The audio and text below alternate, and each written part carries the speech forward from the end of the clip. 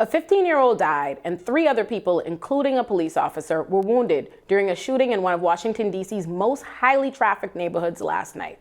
Gunfire broke out around 8:30 p.m. after hundreds of people had gathered for a Juneteenth celebration concert near 14th and U Streets. Several handguns were recovered at the scene. Officials have yet to announce any arrests in connection with the shooting. Well, this comes as the investigation into the Robb Elementary school shooting in Uvalde, Texas, has revealed that police on the scene never actually tried to open the door to the conjoined classrooms where Salvador Ramos massacred 21 people in 77 minutes.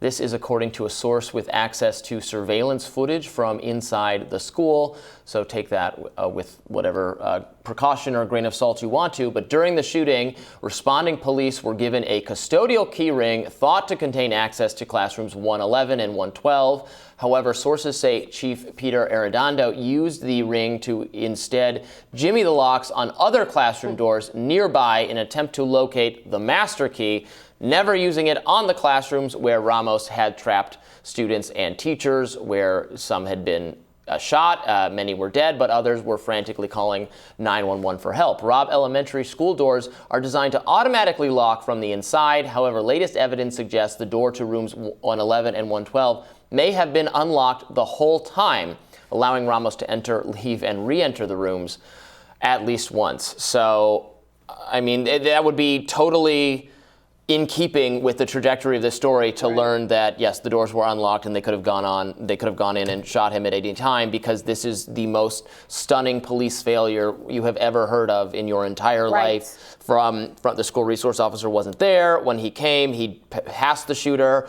went and confronted a teacher. The Arredondo didn't bring his radio in when he became the coordinator on the ground, so they couldn't get in. They had more trouble getting in contact with him, despite the kids in the room calling over and over again.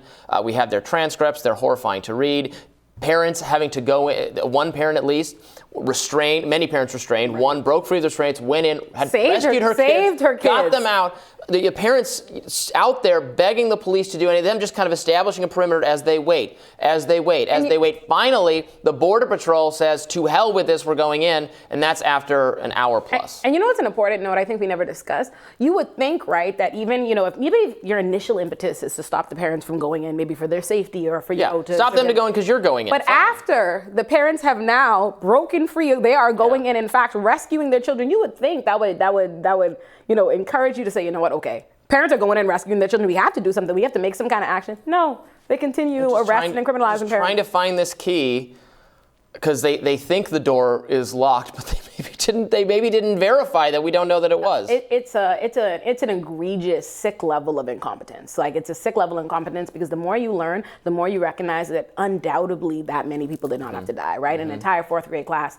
didn't need to get slaughtered, and it's a shame that this isn't surprising. People died on the way, right? People taken out of that classroom died on the way to the hospital when they got to the hospital. So those are people who might have survived if they've gotten medical attention sooner. And there's no debate about this because they were trained. The police had training. They had recently done training on what to do in the mass shooting scenario. It's not mass school shootings don't happen a lot. It's not a common thing, but the training is you don't wait. You don't establish a perimeter. You go in and you confront the shooter and you try to kill him. And that's even just what you do. Even if you wanted to justify that, though, and say, okay, maybe they wanted to wait. They wanted for the tactical sheets. They showed up. Border Patrol and these law enforcement agencies, in fact, showed up pretty promptly. To be honest, they showed up at 12 o'clock. The call was made at 11:30. They show up. They have their tactical sheets. They're prepared to go in.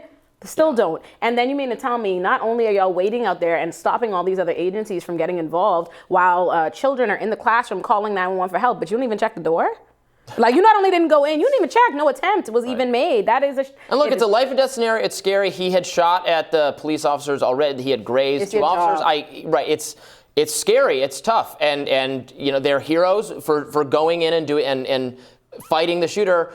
They would be heroes if they had done that. That's their job, but they didn't. They would be people who did their jobs. Here, they are people who very poorly didn't do their jobs, and some other law enforcement agencies whose responsibility it isn't even. He had to come in and do what 3 different departments they have in Uvalde refused to do. This is the school. The school has its own police department. You'd think they'd know what to do when their moment comes. And unfortunately, and what I think is even more scathing is the fact that if you had any doubt that they knew what they were trained to do, because the children were also trained for school drills and they knew. They hid, they were quiet, they called, and what happens? Not only did they not come in, but then they come in and call for they call the child's name, scream for help. Something like that. A child, they came in and they screamed, if you need help, scream whatever for help. So a child who had been hiding and being quiet like they'd been trained to do, called out and got shot. And then got shot. Unbelievable level of failure.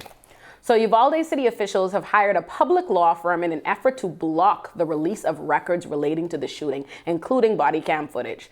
According to NPR, a part of the city's legal strategy involves using the, quote, dead suspect loophole, which bars the public disclosure of information pertaining to crimes in which no one has been convicted, including when a suspect has died. And the cover-up. It's unbelievable. Obviously, this is in the public interest. All documents relating to this, because we need accountability. Right. The public demands accountability and deserves it. I mean, I guess it's not surprising. It's indicative of their level of isn't that what the police always say? Oh, well, if you have nothing to hide, why are you trying to exercise your rights? Hiding everything. Yeah. Materially, not participating with the federal investigation into it, not trying to provide the cameras. One of them said, they need to conceal the body cam footage. What they originally said was, oh, this might, expose to shooters the ways that police are ill-equipped and ineffective, right? Which, in and of itself, don't get me started, right? Oh, so we know. But second, they said, oh, they need to conceal embarrassment. They want to protect officers from embarrassment. People's children are dead, and they want to protect officers from embarrassment. They're public employees. They work for us. They screwed up on such a massive scale. It's incomprehensible. Right. And we deserve the truth. We deserve accountability. And firings. Yeah. And prosecutions, if it was criminal neglect. Show do. Yeah. All right, we'll have more Rising right after this.